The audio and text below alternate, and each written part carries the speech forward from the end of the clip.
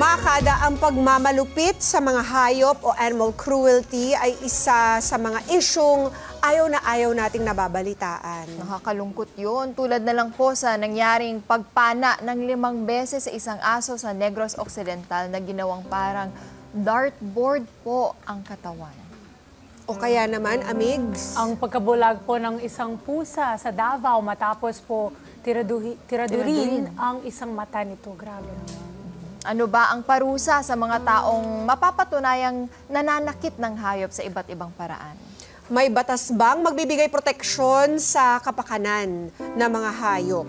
Mga kada ngayong umaga, Usapang animal cruelty violations po dito sa ating Legally Yours kasamang ating bisitang si Attorney Alisa Aviles. Good morning and welcome back. Welcome morning po. Welcome back po. Yes po, good morning. Good morning. Bati muna po kayo sa mga kada natin. Good morning po sa lahat ng kada na nanonood po ngayon. Ayan, attorney. Okay, attorney, alam naman natin may mga batas talaga nagbibigay proteksyon sa mga hayop. Yes po. Pakikwento nga po sa ating mga kada. Yes po, bali madami pong mga batas na napoprotekta sa ating mga alagang hayop or sa mga wildlife.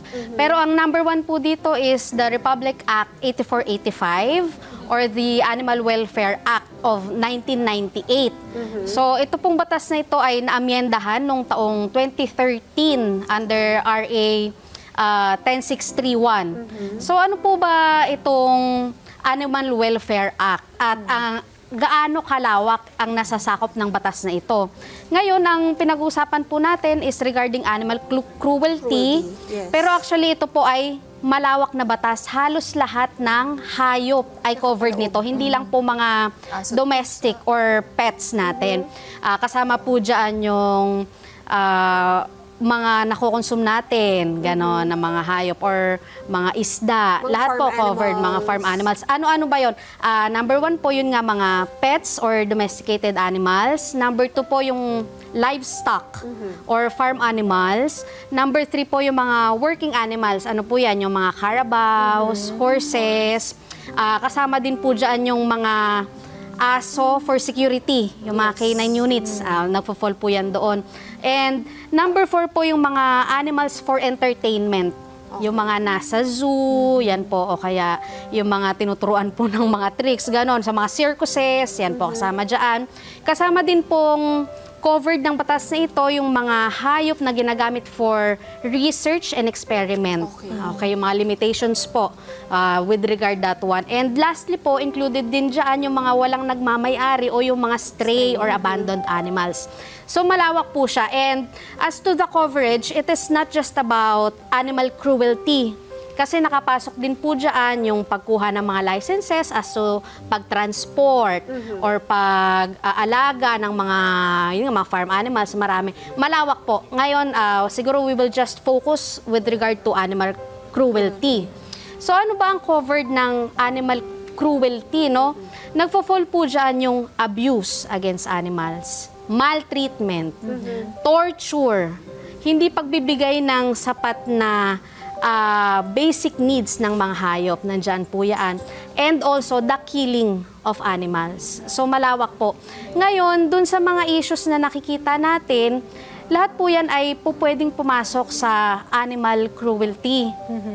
Tulad nga po nung nabanggit kanina, yung pong pagpana doon sa aso na parang ginawa siyang dartboard. Yung isa naman ay pinana yung mata ng pusa. Correct. Ngayon, sino ba ang dapat na mag-prosecute nito? Diba? Kailangan ba owners lang? Limited lang ba siya sa owners? Number 1 po, yes, owners talaga. Pero po, sa ibang aspeto, paano kung stray lang naman siya or abandoned na animals? Ang latest po na nabalitaan natin is yung asong tinaga sa palengke. Dahil nagnakaw ng isang piraso ng karne ng baboy out of his hunger. So yun po, mga stray animals, sino ba ang pwedeng magsampa ng kaso laban sa kanila? Aside from the owners. So po pwede pong yung mga concerned citizen, na nakakuha siguro ng ebidensya, pwede po sila mag-witness.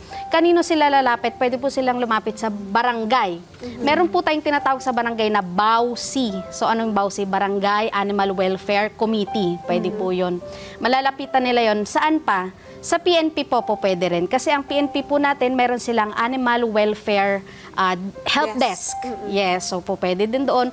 And most importantly po, tumutulong din po yung mga NGOs. Nag-a-assist sila sa atin. Meron ding mga advocate lawyers na nagpo-pro bono case. Madami naman pong recourses na pwedeng gawin. Ano ba ang mga penalties nitong Animal Welfare Act? So, noon nga pong pinagtibay siya ng 2013, pinataas po ang penalties. Before kasi medyo mababa lang. So, ang lowest po na po pwedeng maging penalty for fine is 30,000 pesos. And it can go as high as 250,000 pesos. Ganun po kalaki. Tinaas talaga ng ating mga mambabatas. Ngayon, as to the imprisonment, the lowest po ay 6 months.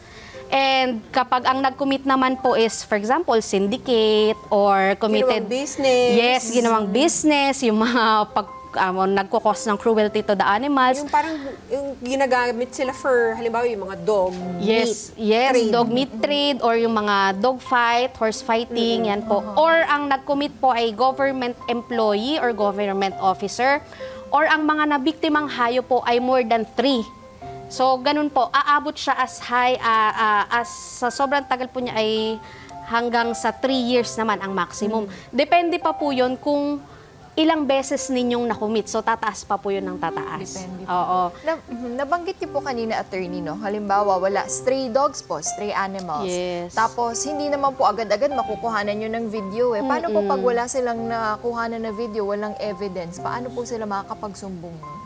Kung wala naman pong mga documentary evidence, Katulad ng video or pictures. yes, videos or photos, kung sino po ang nakakita, kung may nakakitang witness, pwede pong siyang mag-prepare ng kanyang affidavit, at yun po ang magpapatunay na totoo ngang nangyari itong abuse to this animal. Yun po. Okay. Sa dinami-rami po ng mga kasong dinidinig, nililitis, nabibigyan po ba talaga in reality ng oras at atensyon ang mga ganitong klaseng kaso? Ayun na nga po, sa totoo lang, ang ganda nung batas Ang maganda ganda ng siya. batas. Yes. Most of our laws are actually Yes, really ang good. nagkakaproblema po is as to the pag-file ng cases. Ano ba yung mga challenges? Number Correct. 1, wala pong gustong mag-file.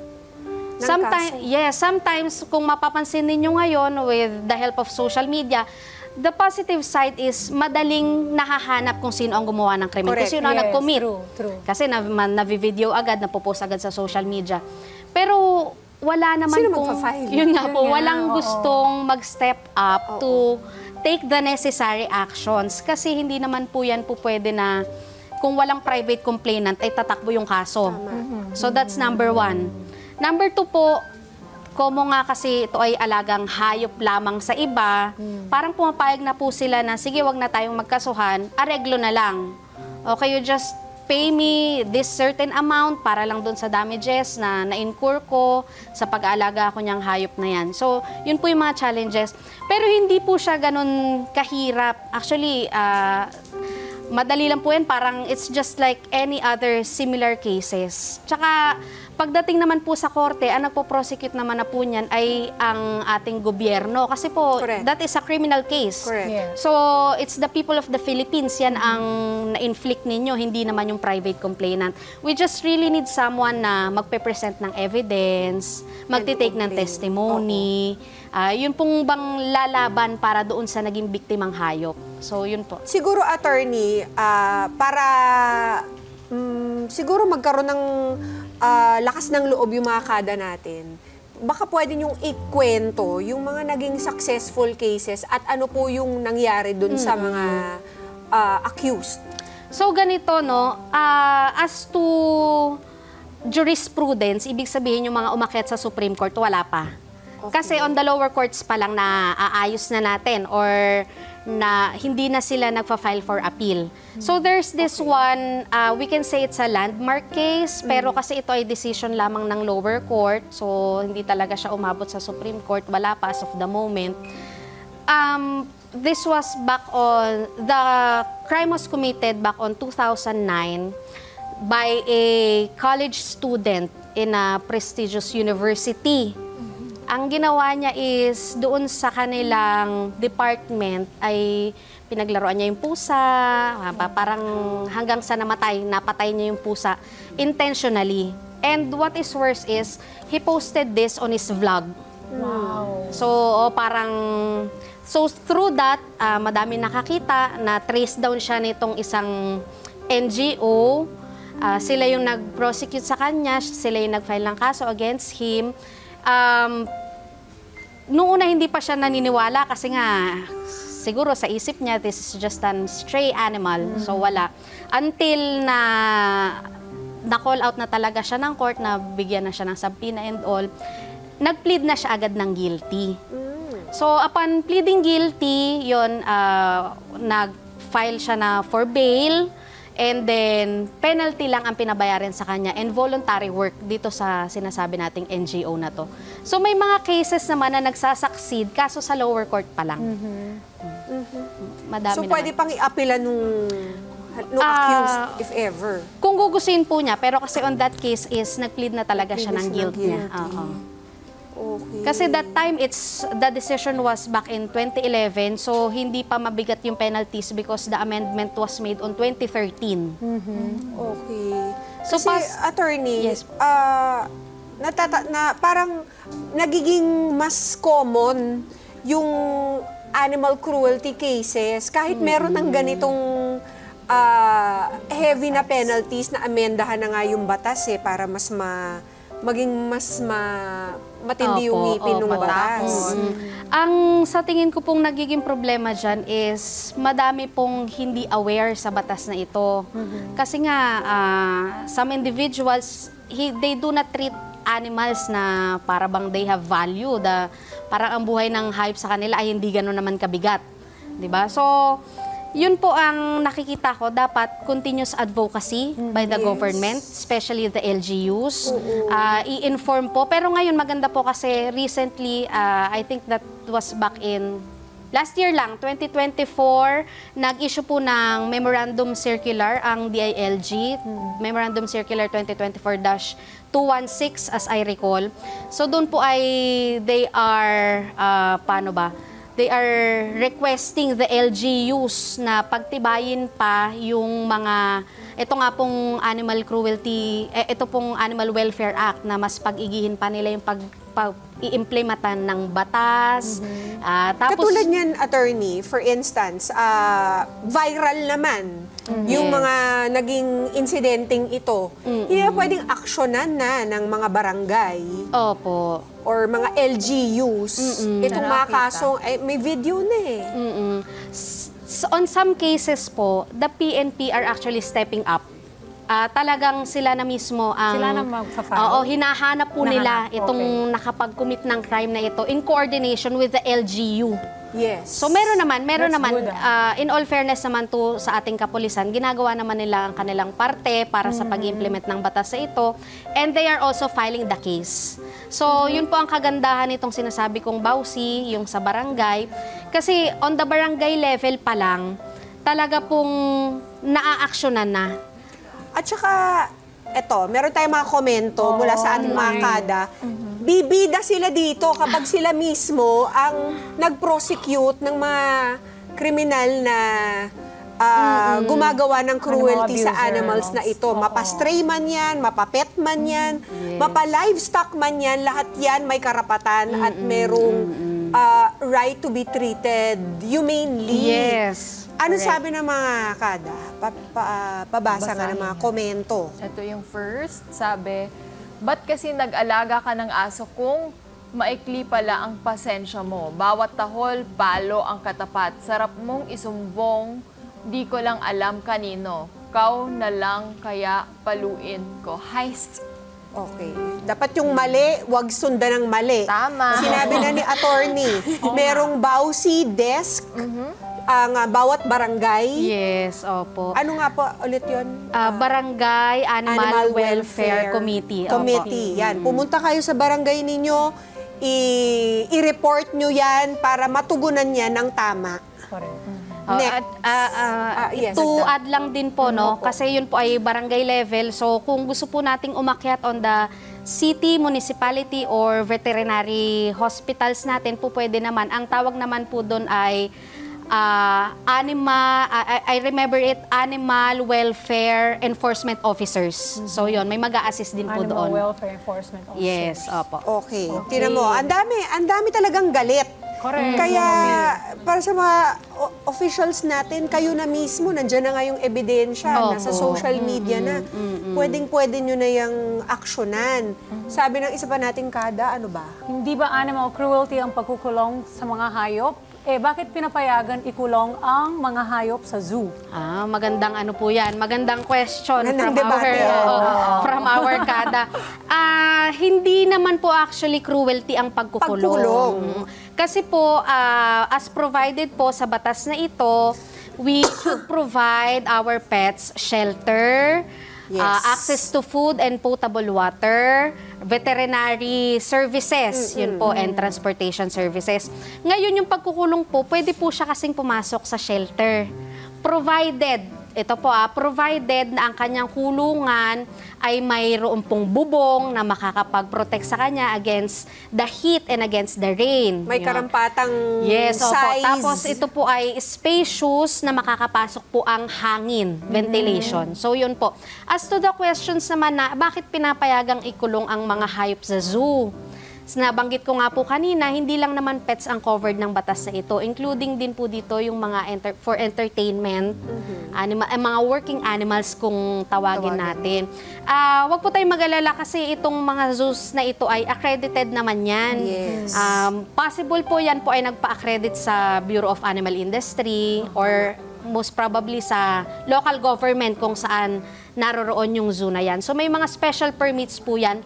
Meron po silang sinusundan na mga guidelines sa pag-aalaga ng mga hayop na ito.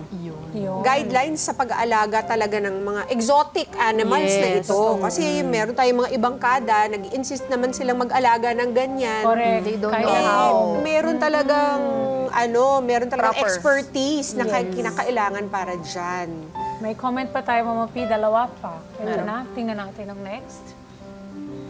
Ito. Next. Ayan. Yan. Daming mabibiling iba-ibang hayop sa Bukawi Pet Market. Kaso sa isang kulungan na pang isang aso o pusa lang, 5 hanggang 6 na aso o pusa ang nagsisiksikan. So kawawa naman the fur babies. Ayan, Opo. attorney, parang can this be considered cruelty? Kung sila ay nasa Maliit na kulungan. cage na saksakan ng liit. Opo, during sale At ng mga binibenta animals. So, hindi po natin nilalahat to, no? Kasi baka namang merong mga legit or what. Pero po kasi usually yung mga sellers po na ganyan ay mga backyard breeders. Hindi po natin nilalahat kasi meron namang siguro may permit. Pero madami po kasi nagbebenta ng mga may breed na animals, dogs, cats, which are backyard breeders. So ito pong backyard breeding ay hindi po ito allowed. Ito po ay labag dito sa Animal Welfare Act. So possible po na sila ay maging liable before this law. What is considered backyard breeding versus legit breeding? Yun nga, backyard breeding yan po yung mga walang permits. Kasi po before you breed yung farming ng animals, kailangan po yan ay may licenses and permits. Ang nag-i-issue po niyan is the Department of Agriculture under the Bureau of Animal Industry. So, hindi po sila nakakuha. Kahit po yung mga pet dogs and cats. Madami po, opo. Dapat opo. meron din permit Meron yung po mga dapat sila. breeders. Halimbawa, attorney, dumaan kami dito sa may specific na lugar. May nakita na nagbebenta ng mga aso or pusa at siksikan sa isang cage. Yes. Pwede pa kayang picturean na yon or videohan tapos isumbong na. Tapos doon na lang makikita kung may permit or wala. Kasi baka mamaya, pag mga kada natin, tinanong, maalarma na, di ba? Correct, magagalit pa yung... At saka baka personal po silang mapahamak kung gagawin nila yun. Pwede naman po, pwede naman siyang i-report. The best po na pwede natin i-report ay sa LGU. Kasi kung malaki po yung community na nagbebenta ng animals, kailangan po nating ma-call out ang LGU natin, kailangan nilang ma-check kung if they comply, itong mga sellers na to, if they do comply with the licenses and permits necessary for selling these animals. Can we do it online, attorney?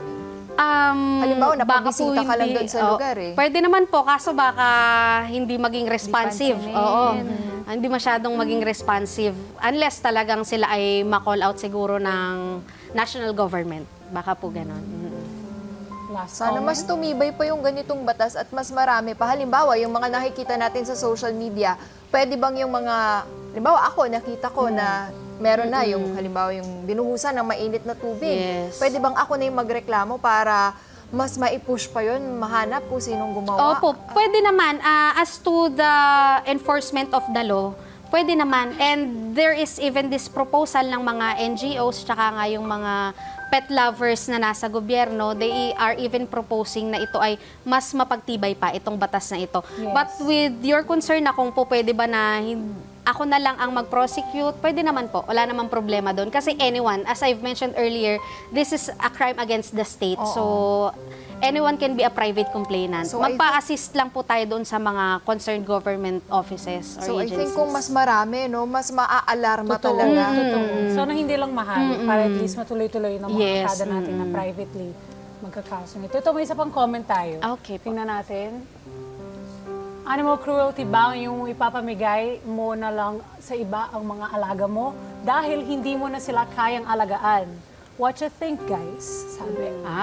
Ito naman po as to this matter, since your pets are your properties, you have the right to however you want to dispose these properties.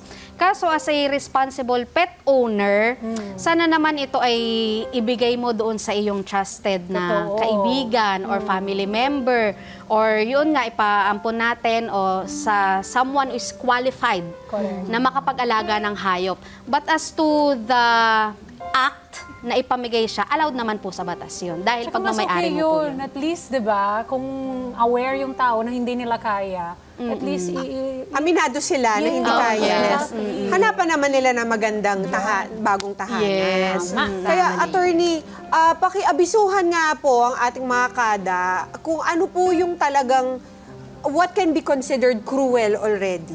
Na-mention na po natin lahat ng uri ng hayop, kahit Yes. yung mga hayop na kinakain natin, meron mga karapatan to be treated humanely. Yes. For as little as what yung pwedeng ma-consider natin cruelty na? With regard to our pets po, yun nga, nabanggit natin kanina, you can consider it animal cruelty kung hindi mo maibigay sa kanya yung mga basic needs niya. So number 1, shelter, access to food and potable water, veterinary services, transportation services. So kung hindi po natin ma-provide yun, yung mga those are actually basics na nga eh. Correct. Pero magfo-fall na agad siya for animal cruelty. Abuse na agad yon sa hayop. As to the other naman po aspects, yung mga animals for consumption, i-review po natin yung batas kasi magfo-fall po dyan yung sobrang pagbibreed. Pwede din po yun. Ng pagbibreed ng mga animals na madami. Tapos kung the way ng pag-end ng kanilang life, meron pong mga pwede lang na pamamaraan. Acceptable Opo. ways. Hindi po pwedeng they will suffer kahit na very few seconds lang. So, I believe pag sa mga cow, sa mga cattle, ang pamamaraan po is kinukuryente para hindi na nahihirapan. So, may mga ganun po, may mga protocols po sila na dapat i-follow. Na provided naman po yan ng BAI, ng Bureau of Animal Industry. And, yung wag na po nating gawaan ng physical abuse, any form of physical abuse. Kasi pasok na po agad yan sa animal cruelty. Yes. At i-empower mo na rin ang bawat kada na nasa sa kanilang kamay ang Yes. pagpaprevent ng cruelty to all forms of animals. Yes. As a animal lover myself, I wanted to impart po sa ating mga kada na number 1 po is ang pag-aalaga po ng hayop, yan po ay dedication and commitment na hindi po pag ayaw na natin ay may papamigay na natin or pwede na nating i-abandon. Kasi meron nga pong batas na nagbibigay ng kaparusahan sa hindi pag-aalaga ng tama sa mga hayop na ito. And secondly po, I also promote na kung po pwede, we adopt from the animal shelters. Instead po na bumili tayo doon nga sa mga backyard breeders or kahit doon sa mga legitimate breeders, baka naman po pwede, ito po libre lang, maano po natin sa mga LGUs and to the mga NGOs, meron po silang mga pinapa-adapt na hayop. Number 3, if we cannot adopt, maybe we can donate dito sa mga NGOs na to because wala naman pong budget yan, di naman po yan sinusustentuhan ng gobyerno. Through the donations of good heart people lang naman yan ang mga support dyan. And number 3 po, we advocate. So we share to our social media accounts kung ano ba itong batas sa ito or kung paano mag-alaga, paano mag-adapt. So yun po. Wag po natin kalimutan din na as to the stray animals, yung mga abandoned animals, they are just trying to survive.